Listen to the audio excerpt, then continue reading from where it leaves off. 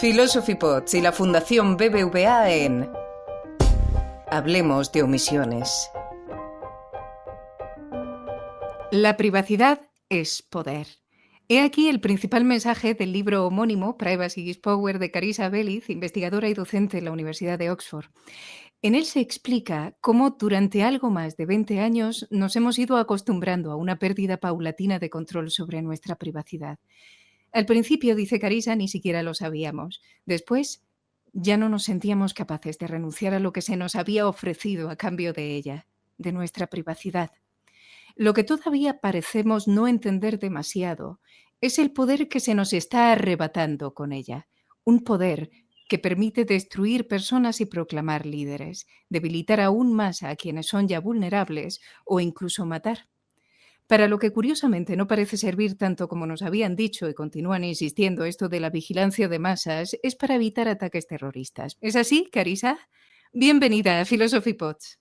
Muchas gracias, Arantxa. ¿Realmente la vigilancia de masas no sirve para evitar ataques terroristas o tiene algún efecto positivo?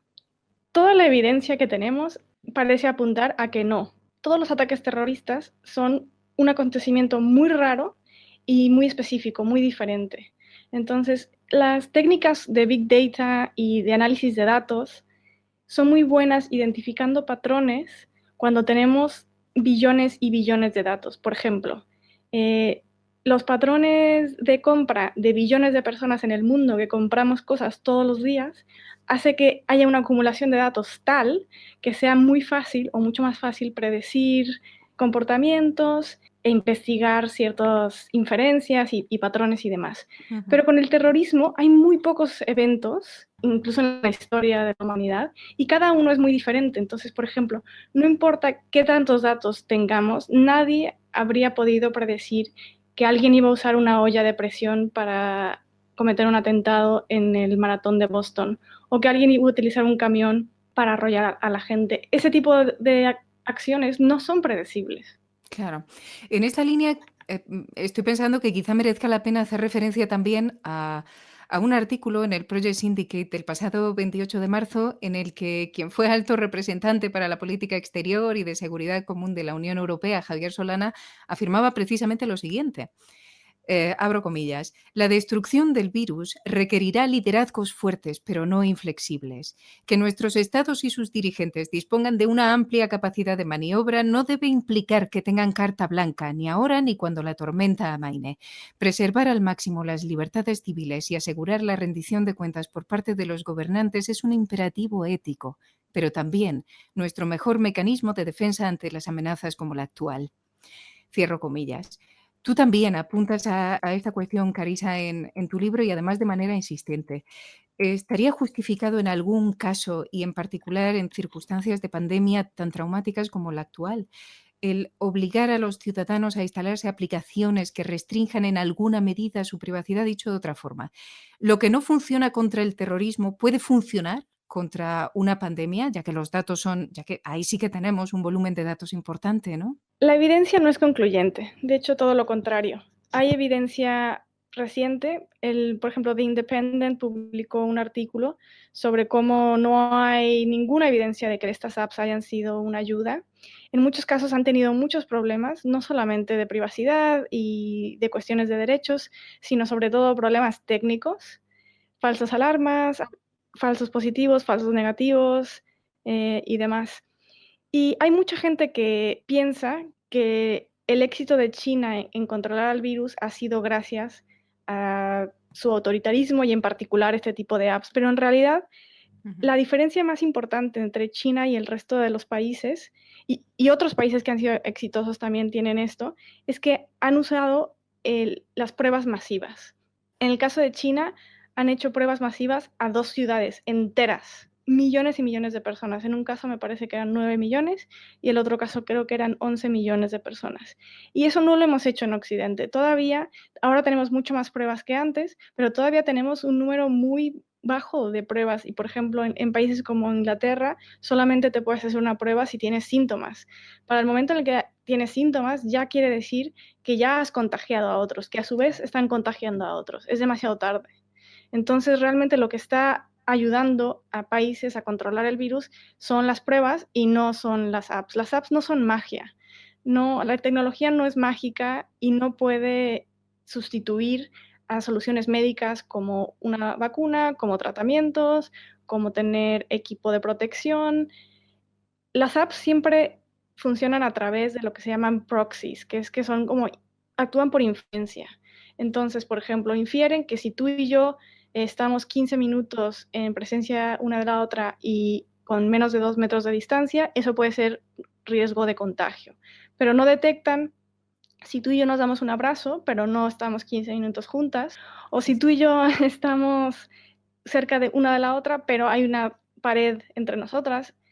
Hay muchas cosas que las apps no pueden detectar. No pueden detectar, por ejemplo, una superficie contaminada.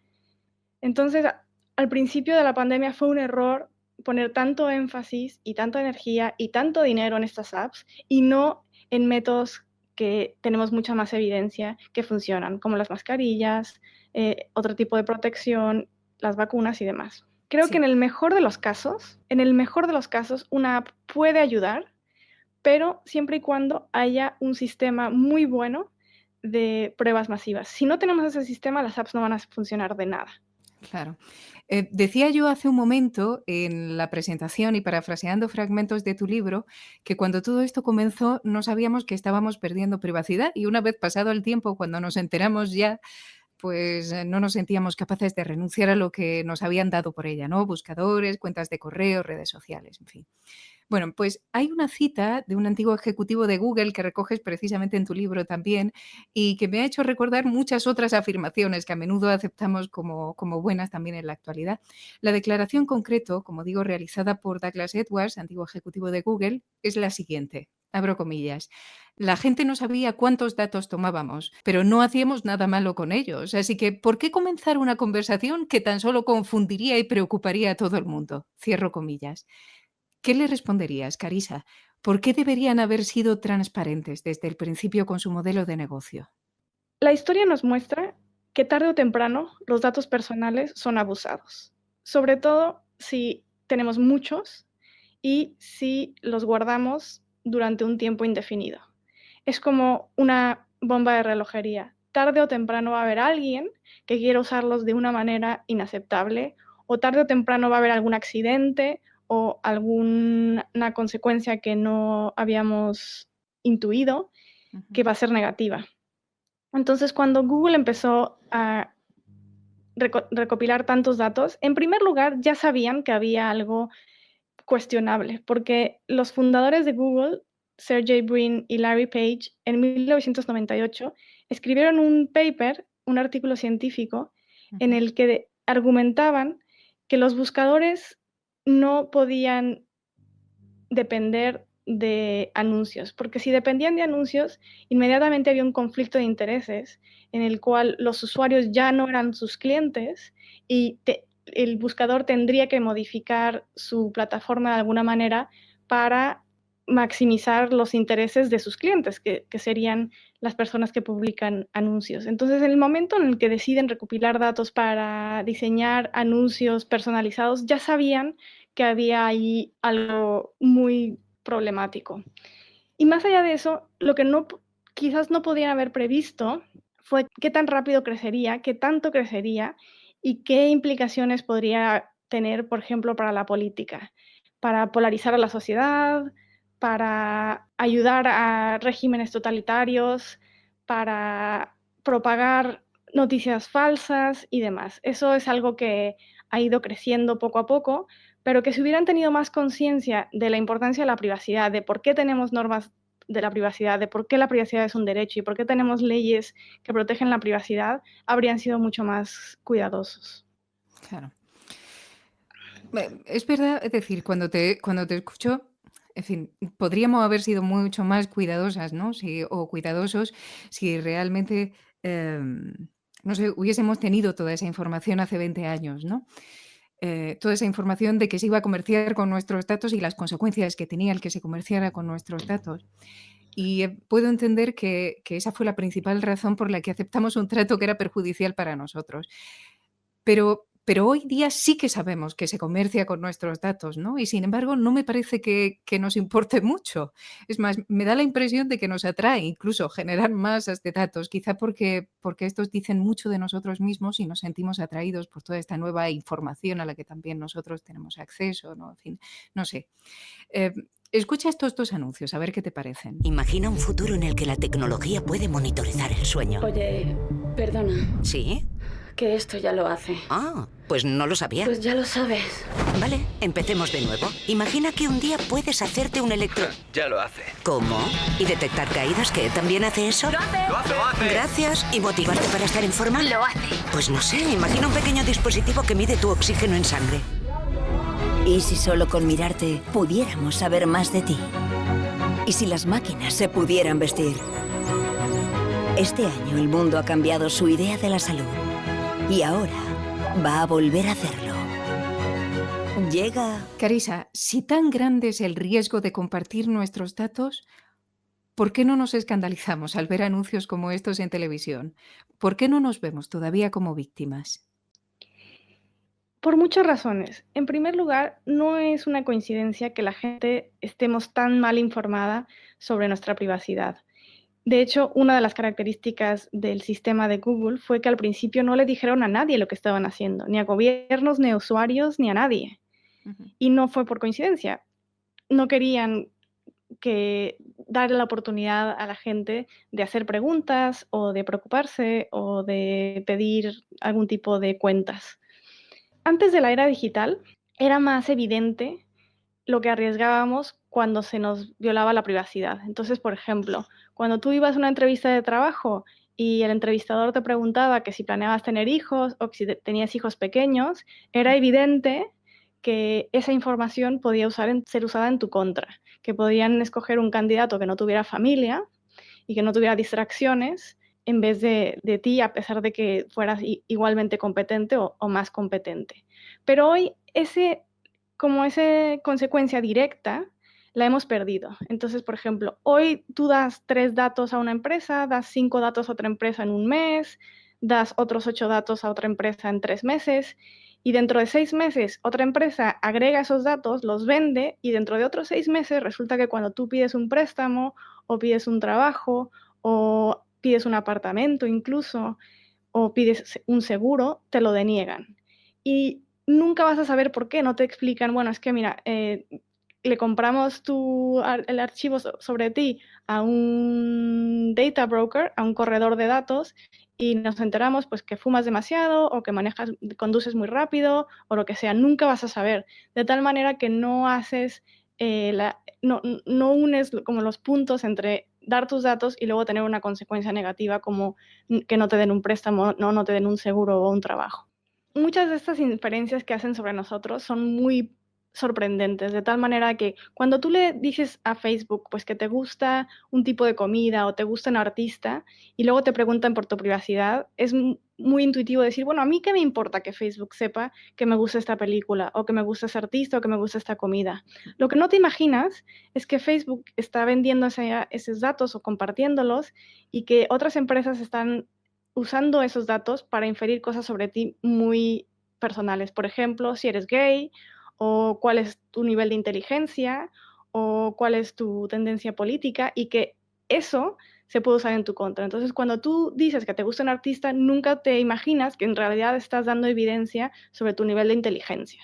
Y por eso la economía de datos es tan manipuladora de alguna manera y tan opaca. Dices en tu libro, y este es un punto que a mí me interesa mucho y me ha sorprendido mucho también, ¿no? Que la privacidad, y aquí te cito, que la privacidad es tan colectiva como personal. Como muestra el desastre Cambridge Analytica, continúo citándote, cuando expones tu privacidad, nos pones en riesgo a todos. Cierro comillas. Explica esto un poco, Carissa. ¿Cuál es la responsabilidad que deberíamos asumir como individuos? ¿Qué deberíamos hacer las personas individuales que no estemos haciendo ya?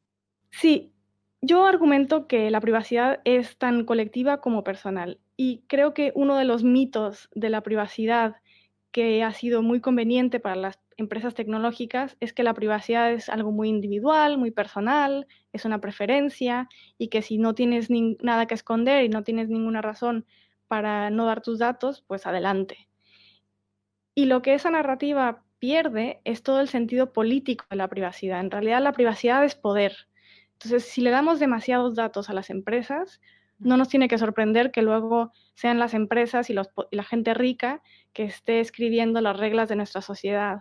Si le damos demasiados datos a los gobiernos, arriesgamos algún tipo de autoritarismo.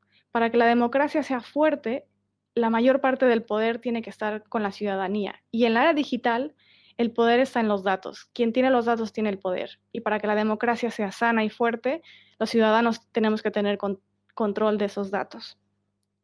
En el caso de Cambridge Analytica es muy claro. Solamente 270,000 personas dieron su consentimiento a Cambridge Analytica para que recopilaran sus datos y también rellenaron una encuesta.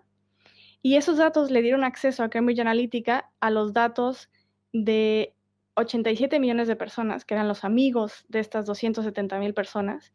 Y a su vez, esos datos hicieron que Cambridge Analytica pudiera construir una herramienta para tratar de predecir la personalidad de cualquier votante en varios países. Entonces, de alguna manera, 270,000 personas dieron su privacidad y con ello pusieron en juego la democracia por $1. Cada uno le pagaron $1 más o menos.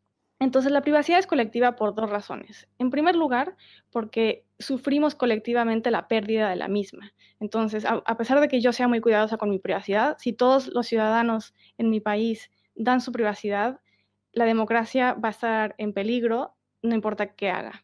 Y la segunda razón por la cual la privacidad es colectiva es porque mis datos contienen datos de otras personas, de manera que es muy difícil que yo dé mis datos sin exponer a alguien más. Un ejemplo muy extremo y muy claro son los datos genéticos. Si yo contrato una de estas empresas para que me haga un test genético para saber si mis ancestros vienen de un continente o de otro, estoy dando la privacidad de mis padres, de mis hermanos, de mis hijos, pero incluso de primos lejanos que pueden tener consecuencias muy negativas. Por ejemplo, ha habido casos en donde deportan a la gente haciendo inferencias sobre sus genes para tratar de saber de dónde vienen. Pueden ser denegados seguro de vida en Estados Unidos, por ejemplo, y demás. Y de la misma manera, si yo comparto mis datos de ubicación, pues estoy exponiendo a la gente que vive en mi edificio, a mi pareja, a la gente que trabaja conmigo. Si expongo datos sobre mi personalidad, estoy exponiendo a otra gente que nunca conoceré, pero que comparte esa psicología mía. Entonces, cada vez que damos un dato, también estamos dando datos de otras personas. Ujú. Pero para proteger, claro, uno piensa el ejemplo que ponías, ¿no? Este de uno va a una empresa y cuando te van a contratar te preguntan, ¿piensa usted tener hijos en el futuro? Tú ahí te puedes negar porque tienes una legislación que te respalda, ¿no?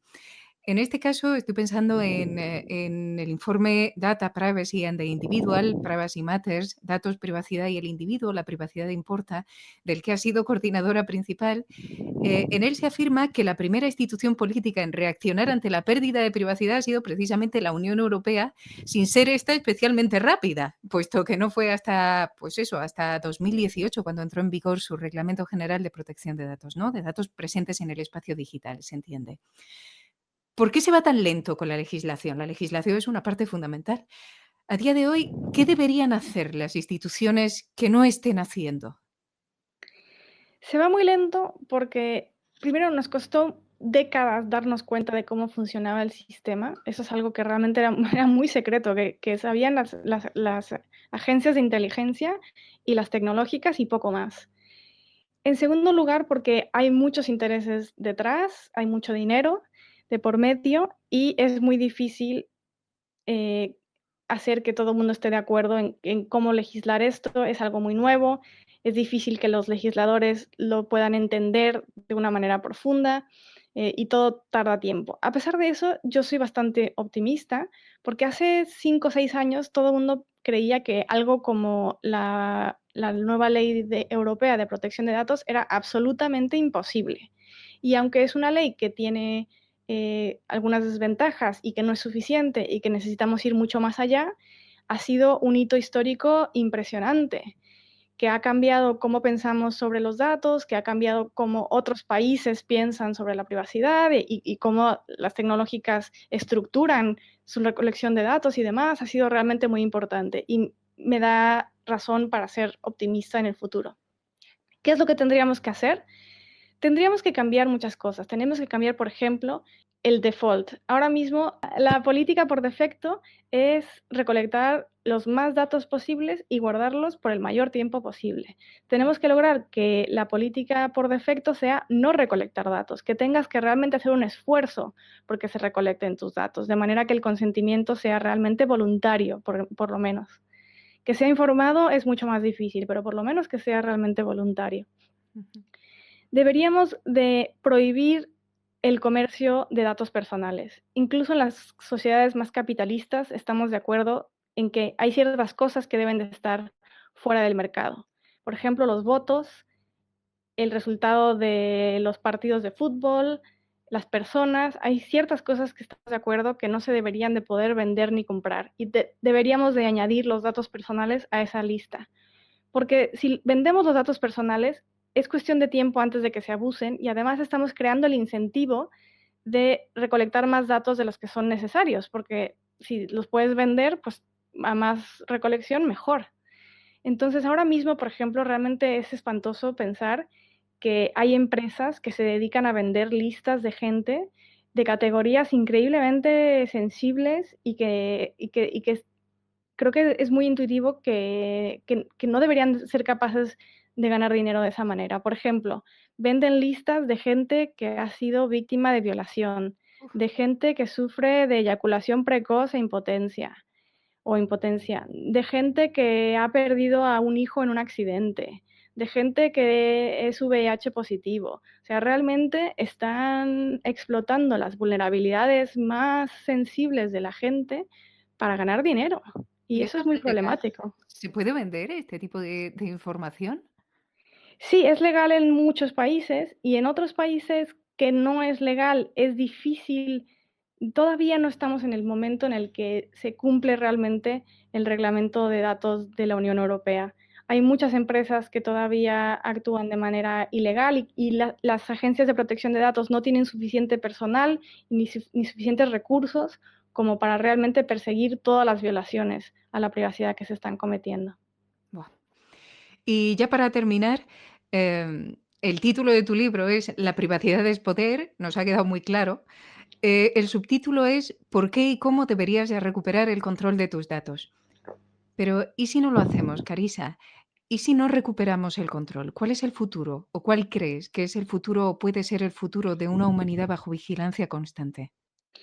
El futuro es bastante oscuro en ese caso y hay diferentes grados. Entonces, en un grado bastante optimista, pues es un futuro en donde hay mucho más de lo mismo negativo que ya estamos viviendo. Discriminación injusta, más polarización política, más daños a la democracia. Por ejemplo, ahora mismo tú y yo no estamos siendo tratadas como ciudadanas iguales. No vemos los mismos anuncios, no se nos ofrecen las mismas oportunidades, no pagamos el mismo precio por el mismo producto. Realmente está erosionando la igualdad. Entonces es un futuro en el que hay cada vez más desigualdad, cada vez más desconfianza, las instituciones democráticas son cada vez más débiles y hay más una sociedad de control. En el extremo, estamos realmente arriesgando caer en manos de un autoritarismo muy duro. Porque tú imagínate un régimen nazi que tenga no solamente datos sobre cuál es nuestra religión o quiénes son nuestros padres y dónde viven, sino que tienen datos de ubicación en el momento, tienen datos sobre cómo caminamos, sobre nuestros gestos faciales. Es imposible escapar de un autoritarismo con el nivel de vigilancia que hemos desarrollado. Sería muy difícil luchar en contra de un autoritarismo de ese tipo, cuando que antes de que te empieces a pensar en organizarte, ya saben lo que estás pensando, lo que estás buscando, con quién te estás mandando un mensaje. Es realmente extremadamente peligroso lo que estamos haciendo. Una historia que cuento en el libro es cómo durante la Segunda Guerra Mundial los nazis hacían uso de los registros para ver dónde estaba la población judía. Y en el país en donde se recopilaban más datos, que era Holanda, los nazis encontraron al 73% de la población, perdón, de la población judía y los mataron. Cuando llegaron a Francia y preguntaron que cuántos judíos había y dónde estaban, los franceses les dijeron que como resultado de una ley en 1872 para proteger la privacidad, los franceses no sabían ni cuántos judíos había, ni mucho menos dónde vivían, con lo cual los nazis encontraron al 25% de la población. Y esa diferencia entre 25% de la población judía y 73% de la población judía son cientos de miles de vidas. En particular, en Ámsterdam hubo una célula de resistencia que intentó destruir el registro para evitar que los nazis encontraran a los judíos y que no fueron muy exitosos. Llegaron al edificio, prendieron fuego a los documentos y tenían un trato con los bomberos de que estos iban a llegar tarde para dejar que el fuego destrozara los documentos y que iban a usar más agua de la necesaria de nuevo para destrozar más documentos. Pero solamente lograron destruir un 15% de estos papeles y además los nazis los encontraron a esta célula de resistencia y los mataron. Y los holandeses habían cometido dos errores. El primero es que habían recopilado demasiados datos personales y el segundo es que no tenían una manera fácil de borrar esos datos en caso de emergencia. Y nosotros estamos cometiendo esos dos errores, pero a una escala nunca antes vista. Es muy peligroso. Bueno, desde luego es muy revelador el ejemplo que nos pone. Bueno, pues como todavía estamos a tiempo de reaccionar, que se lean tu libro y que reaccionemos todos. Carissa Belliz, muchísimas gracias por haber aceptado la invitación de Philosophy Pods y hasta pronto. Muchísimas gracias, Arantxa.